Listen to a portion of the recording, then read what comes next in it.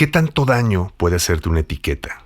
¿Qué tanto daño puede hacerte un diagnóstico mal ejecutado, una observación que aparentemente está bien informada, pero en realidad puede que no tenga las bases necesarias como para hacer eso, un diagnóstico serio? ¿Qué tanto daño te puede hacer en muchos ámbitos de tu vida? Hoy quiero hablarte de este tema en relación a tu voz, pero seguramente lo vas a poder relacionar con muchas cosas que tienen que ver con tu comportamiento y tu autopercepción. Me da mucho gusto que estés aquí en este segundo episodio de mi podcast, donde voy a estar hablando contigo 15 minutos. Aquí tengo básicamente el tiempo para poderte decir en qué momento todo esto termina. Quiero hacer este ejercicio de reflexión contigo, que por supuesto te pido que te suscribas a mi canal y que cualquier comentario, cualquier pregunta, lo dejes aquí en los comentarios del video. Yo estaré personalmente revisándolos y buscando también tener un diálogo y una conversación contigo.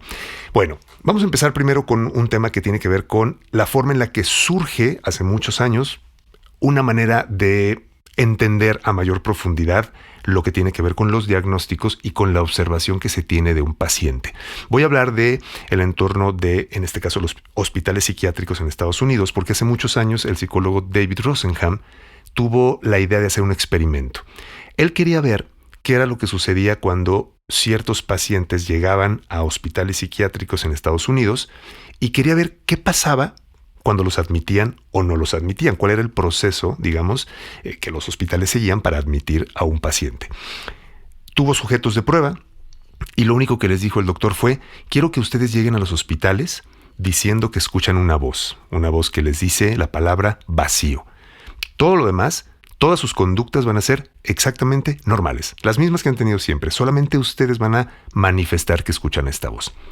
Cuando llegaron a los hospitales, evidentemente, pues todos dijeron lo mismo, siguieron las instrucciones del doctor y en todos los hospitales los aceptaron como pacientes. Nada más por decir eso. Cuando entran a los hospitales, evidentemente ellos también tenían ciertas directrices que tenían que seguir, estar tomando notas constantemente, pero era: compórtense normal, no quiero que manifiesten una actuación de que, no sé, de que están locos, ¿no? Por hablar de este argot de personas que de alguna forma tienen algún tema con la salud mental. Lo interesante del caso fue que ninguno de los hospitales, al menos en esta primera etapa del estudio, se dio cuenta de que ellos en realidad no tenían ningún tema de salud mental. No lo pudieron detectar. Quienes sí lo detectaron fueron pacientes dentro del hospital. Es decir, personas que estaban dentro del hospital sí lograron ver y decir: oigan, ustedes no están locos, ¿verdad? Ustedes vinieron aquí a investigar, son periodistas. Llegaban a sus propias conclusiones, pero ellos pudieron ver que no había nada, digamos, extraño en estas personas. Obviamente, bueno, claro, para que pudieran salir de los hospitales, ellos tenían que admitir que efectivamente los diagnósticos que les dieron eran correctos. Entonces hablaban de temas como esquizofrenia, algunos otros diagnósticos que evidentemente no tenían nada que ver con lo que ellos realmente padecían, ¿no? Cuando salen de los hospitales, que tenían que admitir los diagnósticos y además tenían que aceptar ser medicados, fue la única manera en la que ellos pudieron salir. Entonces el doctor recopila los datos y publica el estudio en una revista de renombre llamada Science en aquel momento. Obviamente, bueno, pues hubo un revuelo por parte de la psiquiatría, de los hospitales, porque se sintieron terriblemente aludidos y dijeron: no es posible que esto suceda en mis hospitales, ¿qué puede pasar?, etcétera. Entonces retaron de alguna manera al doctor diciendo: envíenos más pacientes y ahora sí vamos a detectar a estos impostores. Y acto seguido, este hospital en particular dijo: ya detectamos a 41 impostores de los pacientes que nos envió el doctor Rosenthal. Y resulta que el doctor no había enviado a ningún paciente. Los 40 y tantos pacientes que aparentemente eran impostores que detectó el hospital, en realidad no eran enviados por el doctor. Esto desencadenó algo que después se llamó el efecto Rosenthal, que es precisamente algo así como ver donde no hay nada. Ver algo donde no existe. Usar el diagnóstico queriendo ver una realidad, pero evitando preguntar sobre esa realidad. Ahora, esto, por supuesto que no es una crítica a la psiquiatría, ni estoy generalizando con que toda la psiquiatría actúa de la misma forma, no. Simplemente es un ejemplo de cómo un diagnóstico, una observación, un comentario, ojo, y aquí estoy hablando de un contexto profesional, de un hospital psiquiátrico que con todas las deficiencias que pueda tener, se supone que hay gente profesional en la materia. Yo quiero ligar esto con tu voz. y de qué manera tú, te aseguro que a lo largo de tu vida has recibido una serie de comentarios, y esto te lo digo porque los años que tengo trabajando con muchas personas es de los comentarios más recurrentes. Todos han tenido algún tipo de experiencia negativa precisamente con algún tipo de comentario, etiqueta u observación que les han hecho a sus voces. Lo curioso de todo es que la gran mayoría de estas observaciones, etiquetas o diagnósticos no son hechos por ningún profesional ni de la medicina, ningún foniatra, nadie que realmente tenga los conocimientos como para decir, en tu voz escucho tal.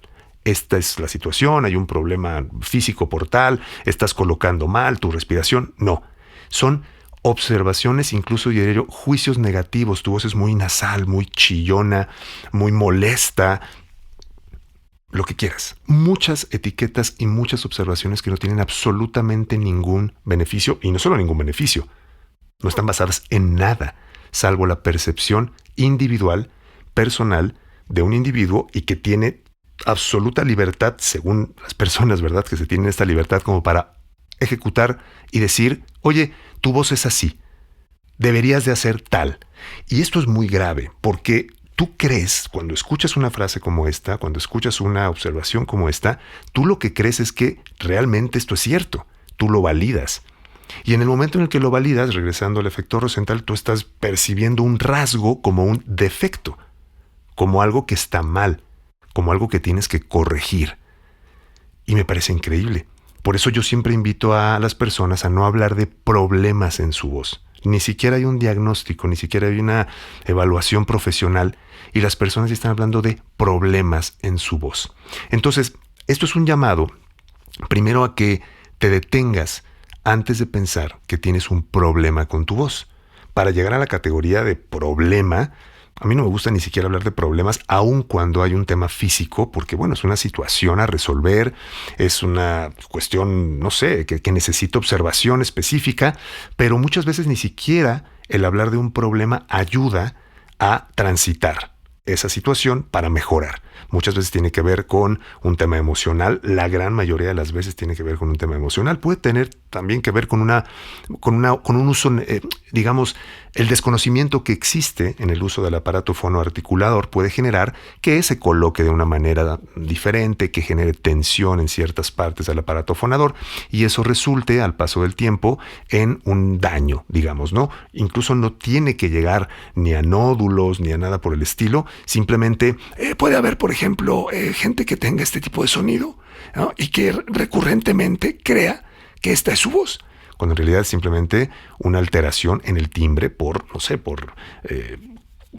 la faringe, la laringe, cualquier cosa que se mueva involuntaria e inconscientemente va a afectar e impactar directamente en el sonido. Entonces, hay que tener mucho cuidado con estas etiquetas, hay que tener mucho cuidado con lo que piensas de tu voz. Para mí esto es fundamental, el trabajo mental, el trabajo de la percepción que tienes con tu propia voz, es el origen de todo. Si nosotros no nos damos el tiempo de ver este tema como el más importante, vas a seguir siendo víctima de personas, observaciones, etiquetas, comentarios que, te aseguro, la gran mayoría de las veces no están fundamentados. No son personas que tienen la capacidad para observar, escuchar, tener algún tipo de comentario puntual de, mira, te recomiendo hacer esto, te recomiendo hacer tal. Y luego sucede algo muy particular. Cuando llegan conmigo a los talleres o formaciones, me dicen, es que tengo la voz muy nasal. Voy a usar el más típico. Tengo la voz muy nasal. Y yo los escucho y les digo, no tienes la voz nasal. No, sí. No, de verdad no. No, sí. Y son muy insistentes. No, sí la tengo nasal, sí la tengo nasal. Y les digo, ¿quién te dijo? Algunas personas. No, me dijo, no, mi excuñado, mi maestro, mi esposa, alguien les dijo, ¿no? Y se quedaron con esa idea. Pero muchas veces ocurre algo que también es sumamente interesante, y es que nadie se los dijo. Ellas mismas o ellos mismos generaron esta idea de que su voz es nasal. Entonces, es muy importante tener esto en cuenta porque si tú no tienes la capacidad de frenar y decir, ¿cómo veo a mi voz en este momento? ¿Cómo percibo a mi voz hoy? Si no tengo la capacidad de observar quién, cómo y de qué manera energéticamente llegaron esas etiquetas a mi vida, voy a seguirlas cargando, las vas a seguir cargando y te recomiendo de verdad que hagas un alto en este camino simplemente para tomar en cuenta este factor, ¿sí? Porque tú vas a seguir, de lo contrario, viendo cosas donde no hay, percibiendo defectos donde no existen.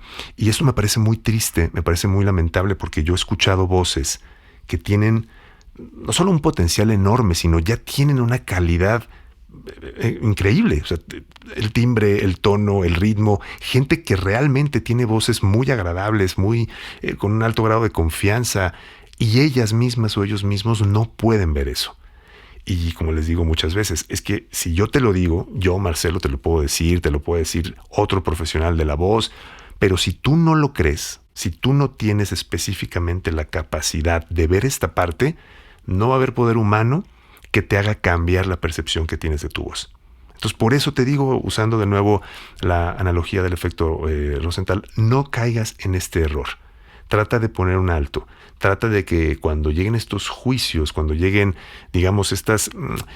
Es que a veces son juicios, pero a veces son meras reacciones involuntarias, repitiendo palabras de otras personas, ¿no? Que ya ves que nosotros casi no nos estamos tirando tierra y haciendo daño. Bueno, es un tema muy típico de prácticamente cualquier ser humano. Si te encuentras en una situación como esa, yo te recomiendo que lo observes primero y te des cuenta cómo eso necesita atención. Necesitas ver de dónde proviene, por qué llegó a tu vida, porque es la base, en realidad, de cualquier cambio. Todos los cambios que van a venir en tu voz van a provenir precisamente de ubicar específicamente este tipo de momentos. Algo muy curioso del caso de los pacientes de Rosenthal es que cuando ellos mismos estaban reportando qué era lo que los médicos en el interior de los hospitales veían, era, por ejemplo, ¿no? Les decía, vas a tomar muchas notas, toma muchas notas.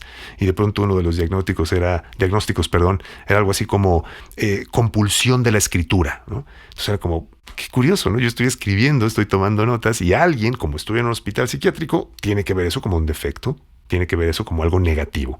Entonces, todo, absolutamente todo lo que tiene que ver con tu voz, cualquier cualidad, cualquier característica, hoy existe por algo. Es consecuencia de algo. Entonces, si tú no haces un alto, como te digo, y ves todo lo que hay alrededor de las causas que te hicieron llegar a este sonido, vas a estar remando contracorriente.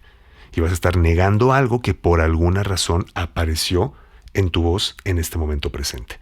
Entonces, trata de verte a ti mismo, a ti misma, como si fueras en este caso un compañero o una compañera que se está dando cuenta de todo. No estás juzgando, no estás calificando, simplemente te estás dando cuenta de la realidad de tu voz actual. Sé que puede ser muy difícil, sé que puede ser como un acto reflejo, incluso emitir una crítica, emitir un juicio, pero te recomiendo en verdad ir trabajando en este sentido, ir viendo cuáles son esas etiquetas y cuáles son esos juicios que no sabes de dónde han llegado, que no sabes cómo han llegado, sin embargo existen. Si tú los empiezas a ver con atención, vas a entender que no son tuyos, que esos ni siquiera son ciertos, que no vienen desde una observación profesional neutral o con una capacidad, digamos, técnica de observar específicamente qué es lo que ocurre con tu voz. Y hasta ahí. De hecho, pasó hace muy poco en uno de mis talleres que llegaba una señora y me dijo, es que yo tengo algo en mi voz, tengo algo en mi voz. Y le dije, no, yo creo que no tienes nada. Le dije, ve con un otorrino mañana mismo. Y no le digas nada al otorrino. Tú simplemente llega y dile que vienes a un chequeo de rutina. Y me dices qué te comento.